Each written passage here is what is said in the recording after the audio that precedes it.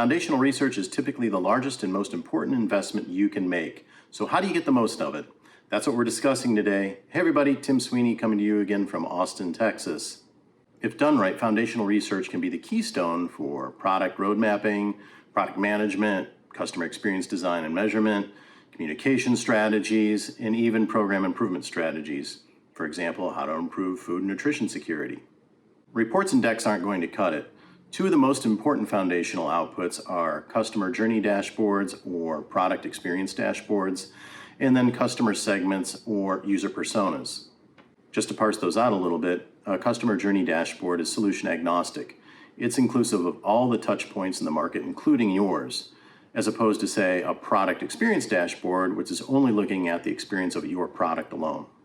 A customer journey dashboard is useful for creating new value and seamlessly connecting marketing and your offering. Remember, people don't separate those functions, so why should you? A product experience dashboard, on the other hand, is great for incremental improvement of an existing offering. A persona is a qualitative description, typically of a user, that defines them by their goals, their motivations, their context, their needs, etc.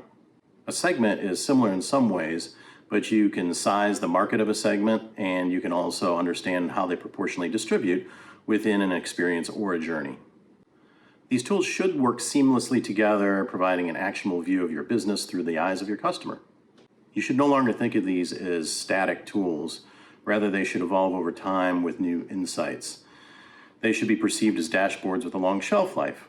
They should be the primary tool to funnel organizational data into, align cross-functional teams to the same perspective, and ultimately make coordinated decisions across silos. Now, let's get into the key attributes of these tools and what makes them so valuable. The baseline structure of a journey are stages that a customer goes through, defined through their perspective, not the organization's. Stages culminate in milestones such as awareness, relevance, trial, commitment, and advocacy.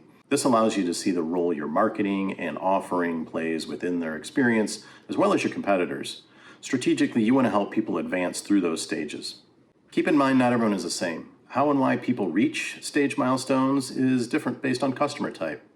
Within each stage are drivers that play a role in advancing someone to that stage milestone. And this is where personas and segments come into play. They should be differentiated based on the unique drivers that advance them from stage to stage. Again, personas and segments should differentiate based on the unique barriers each encounters. Some barriers and drivers may even be associated with competing offerings. So this means you need to recruit and speak with not only your customers, but people who have churned out of your system and are actually using competing offerings. Drivers and barriers are really important because they allow you to see opportunities for creating new value in the market, reaching a new segment in the market, or understanding where and how competition is outperforming you. In a segmentation effort, you can quantify the proportional distribution of segments across each stage, where and why they churn out, and the relative significance of specific barriers and drivers for each segment. Subsequent quant tracking studies can identify changes in barrier driver proportionality or significance. These are leading indicators of performance. For example, if you're reducing a barrier associated with a segment you're interested in, it should play a major role in achieving your ultimate KPI, whether that be reduced churn, trial, subscription, advocacy, etc. They let you know that you're on the right track. Ideally, you want to frame barriers and drivers behaviorally, since we're ultimately trying to change behavior and move them through their stages. Framing them this way can provide both generative and evaluative metrics. In simple terms, it frames the challenge to solve and gives you an anchor to evaluate potential solutions. Want to further empower designers, engineers, and other creatives to generate more impactful solutions? Well, prioritized barriers and drivers can be further detailed out and include behavioral levers for addressing them.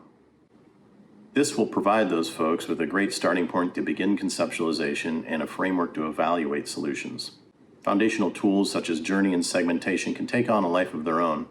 I've personally seen different groups use them in very unique ways, ensuring the total organization is working in unison towards the same customer-focused goals over a long time horizon. Reality check. This is really difficult work to do. There are a lot of organizational pitfalls that stand in the way of doing this in the right way so that it drives organizational impact over years.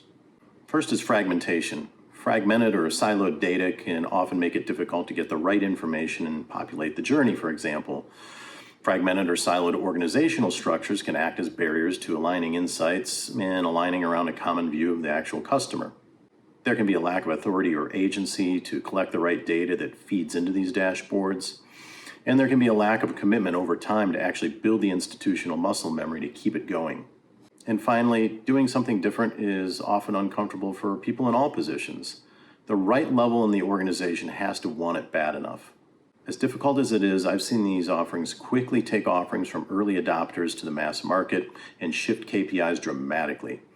Customers are changing, competition is changing, the world around them is changing. These tools work in concert to help you keep up and ahead of those changes. Fortunately or unfortunately, these are the challenges modern innovation leaders need to take on in order to be successful. That was a lot to unpack. Let me know in the comments if there's any details you'd like me to explore further in another video.